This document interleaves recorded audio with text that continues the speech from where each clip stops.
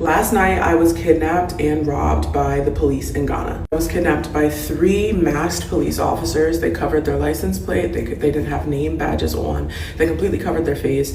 And as soon as they decided they wanted to take us, they took our phones and my camera. So I couldn't record. I couldn't contact anyone. I couldn't even look up, what was legal for the police to do. And obviously, not sure the law would have helped.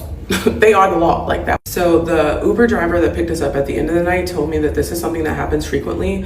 The police set up these checkpoints all over the city, and they'll stop you for anything. Like, you cannot come to a complete stop. You could have something on you. You could do nothing and they will stop you. And if they find out that you're American or they suspect you might have money, then they will take you. They decided they wanted to take us. They heard my accent because they asked me a question and I had to answer. And they checked our bags, they checked our whole body. And when they looked inside my bag and they saw that I had cash, they decided I needed to get in the car. So they told me to get in the car. I tried to ask why. I tried to say, like, is there anything else we can do to handle this? No. So they told me to get in the car.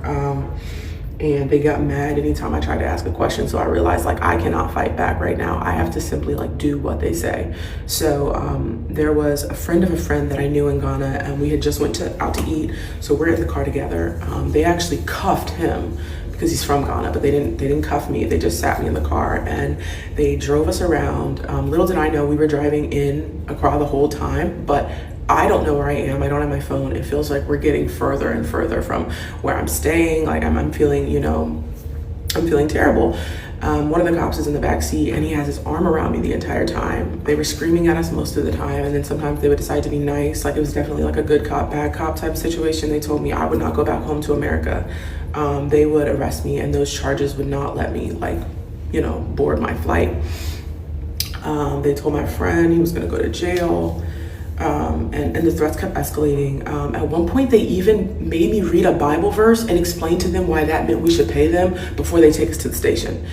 This was the most nonsense I'd ever heard in my life. But again, they're all armed. There are big ass guns in the trunk. At one point, there were 5 officers with us, and then at other points, there were 3. Like, there was no leaving. There was nothing. So at one point they pulled up at an ATM and they told me, take out as much as you can. Are you dumb? Do I look like I'm fucking dumb? And I know y'all are probably like, why'd you get in the car? Why did I get in the car? I didn't have a choice. You try resisting 5 fat ass, armed, stinky ass, and let's get into the smell, because the car stank. So at the ATM, I told them that obviously they couldn't go with me into the ATM. I went to tell the bank people that I was not good, but they still had my phone and my camera and the person that I was with. So I took some money out. I took out like $150 US dollars, and I went back to the car. I gave it to them. I'm thinking it's over then. No, of course it's not over. They're still trying to extort more money out of the other guy.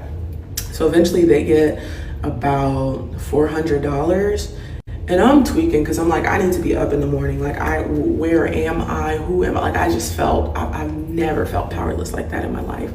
So I say all that to say, if you're going to Accra for Dirty December or going at all, make sure you don't, look rich. I didn't even have on any designer. I had on a cheap outfit. It doesn't matter.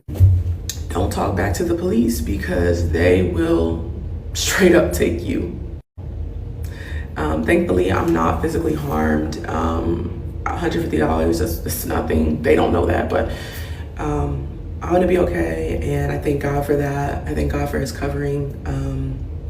And yeah, just wanted to tell my story.